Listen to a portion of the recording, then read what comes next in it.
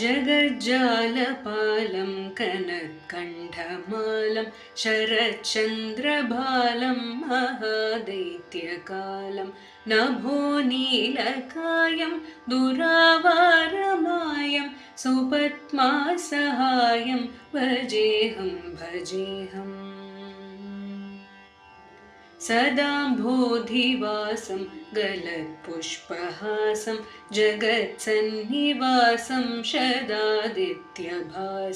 गदाचक्रशस्त्रं लसत्पीतवस्त्रं हसच्चारुवक्त्रं भजेऽहं भजेऽहम्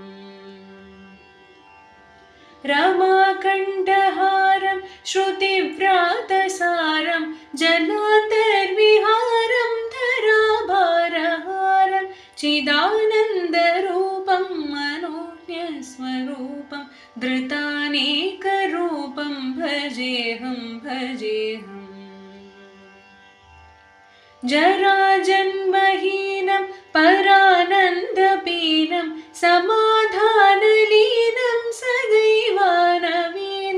जगज्जन्महेतुं सुरानीककेतुं त्रिलोकैकसेतुं भजेऽहं भजेऽहम्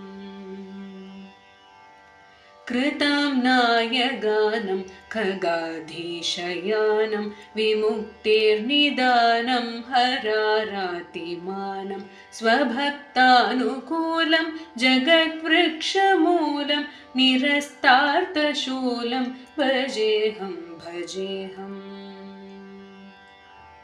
समस्तामरेशं द्विरेभाभकेशं जगद्बिम्बलेशं हृदाकाशवेशं सदा दिव्यदेहं विमुक्ताखिलेहं सुवैकुण्ठगेहं भजेऽहं भजेऽहम् सुरालीबलिष्ठं त्रिलोकीवरिष्ठं